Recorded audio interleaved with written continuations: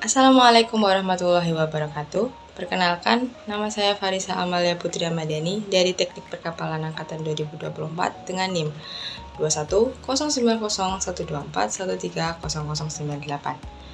Di sini saya akan menjelaskan mengenai perlengkapan komunikasi untuk memenuhi tugas mata kuliah perlengkapan kapal. Yang pertama, saya akan menjelaskan mengenai apa itu GMDSS. GMDSS atau Global Maritime Distress and Safety System dikembangkan oleh organisasi maritim internasional untuk meningkatkan keselamatan maritim dan memastikan operasi SAR yang cepat dan juga efektif.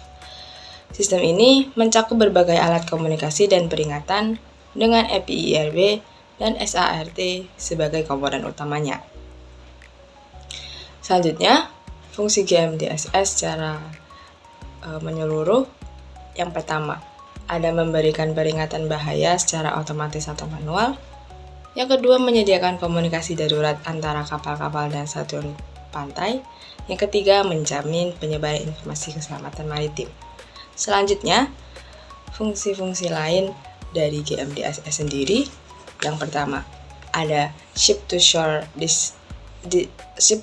distress alerting, yaitu mengirimkan sinyal darurat dari kapal ke stasiun pantai untuk meminta bantuan.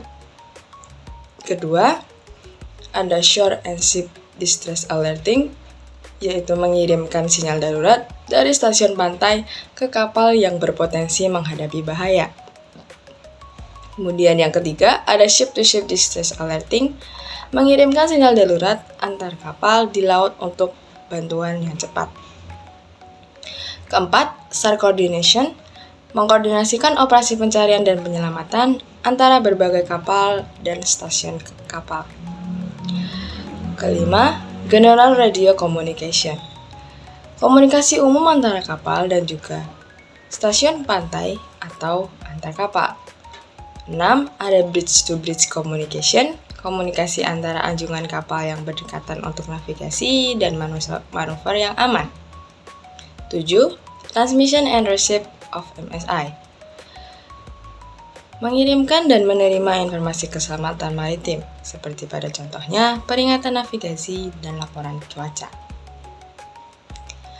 Yang kedelapan, On-scene Communication, komunikasi di lokasi kejadian darurat antara kapal penyelamat dan kapal yang dalam bahaya.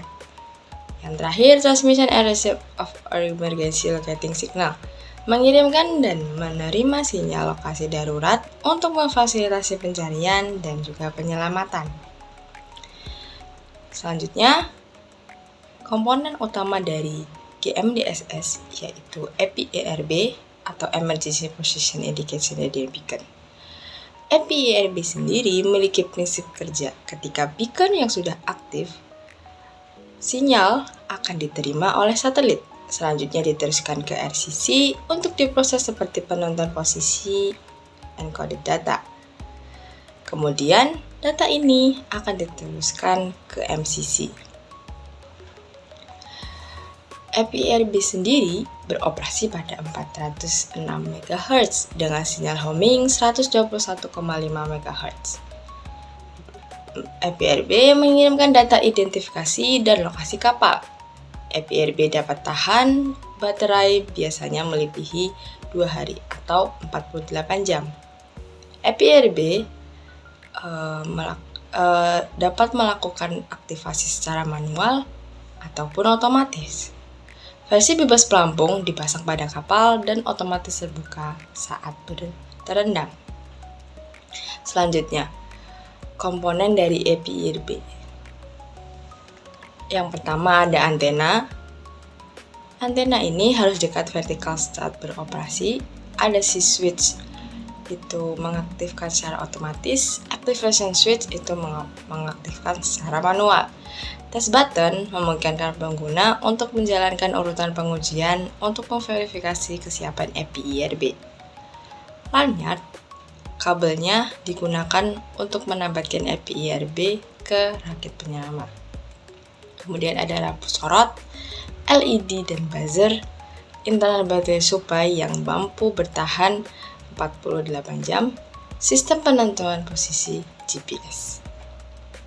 Berikut gambar dari FPIRB. Selanjutnya ada SART, Search and Rescue Transponder.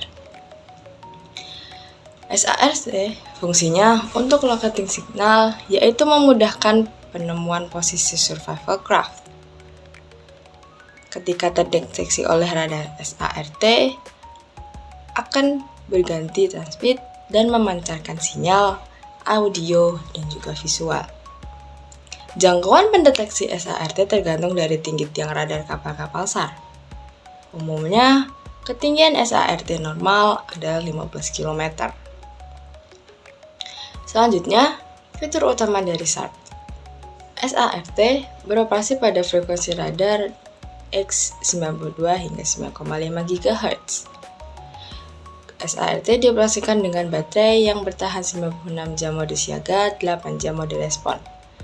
Portable, diaktifkan secara manual dan kedap air. Jangkauannya efektif hingga 10 mil dari radar kapal dan 30 mil untuk radar udara.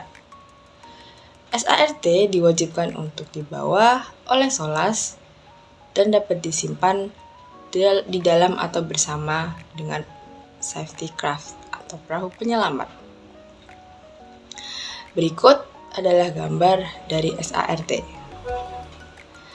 Komponen-komponen SART berupa lanyard, tas modem, cradle, safety pin, dan juga baterai. Lanyard berada pada bagian atas, merupakan tali yang terdapat pada badan SART yang berfungsi untuk mengikat alat ini pada lifeboat atau lifecraft agar tidak terlepas dan tidak menjauh dari posisi kita. Transponden berguna untuk memancarkan dan merespon. Pada bagian ini, berfungsi untuk memancarkan sinyal terhadap radar kapal ketika ada kapal yang berada di sekitar posisi kita. Di transponden terdapat label dan juga informasi terkait nama kapal, model, type, dan juga maker. Selanjutnya ada safety pin. Safety pin merupakan alat pelindung dari SART. Dia digunakan secara manual. Pin harus dilepas terlebih dahulu sebelum mengaktifkan atau melakukan pengetesan.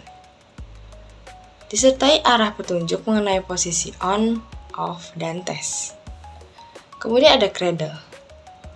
Cradle merupakan penyangga yang berbentuk tongkat yang dapat ditarik hingga memanjang sebagai fungsi untuk mengangkat SART sehingga posisinya makin tinggi dan mudah dilacak oleh kapal SAR. Baterai merupakan sumber daya bagi SART, memiliki masa aktif 44 tahun dan dapat dilihat pada badan baterai. Daya tahan baterai ini hanya 8 jam aktif dan 96 jam standby. Mungkin selanjutnya, perbedaan mengenai FPIRB dan SART. Dari teknologinya, FPIRB menggunakan source satelit, SART transponder radar. Frekuensi FPIRB terdapat pada 406 MHz tambah 121,5 MHz, sedangkan SART dapat pada radar pita X 9 GHz. Jenis sinyal FPIRB sendiri untuk satelit peringatan bahaya, sedangkan SART sinyal gema radar. FPIRB terpasang di atas kapal, sedangkan SART terpasang di rakit penyelamat atau sekoci. Pengaktifan FPIRB dapat dilakukan manual atau otomatis, sedangkan SART terdapat di buku petunjuknya. FPIRB bertujuan untuk peringatan bahaya global untuk RCC, sedangkan SART pelancaran terlokasi oleh unit SAR. Jangkauan FPIRB itu bisa seluruh dunia melalui satelit, sedangkan SART lebih ke garis pandang dan tergantung dari radar. Selain dari FPIRB dan SART, jenis GMGSS lainnya seperti radio very high frequency, radio high frequency, Navtech receiver, dan juga Inmarsat. Navteq atau Navigator Telex merupakan frekuensi internasional yang secara otomatis mencatat langsung berita navigasi seperti peringatan, badan meteorologi, dan perkiraan cuaca.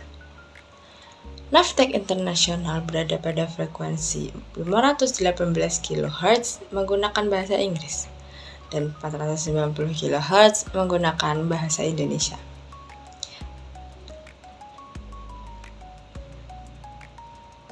Terdapat berbagai kode dalam Navteq. Contohnya, A.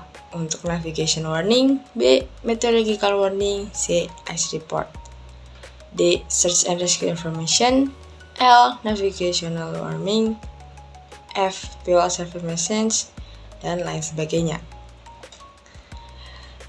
Mungkin sekian presentasi dari saya. Saya juga akan mencantumkan link-link YouTube yang menjadi sumber dari materi yang saya berikan. Terima kasih. Apabila ada salah perkataan, saya mohon maaf. Wassalamualaikum warahmatullahi wabarakatuh. Terima kasih.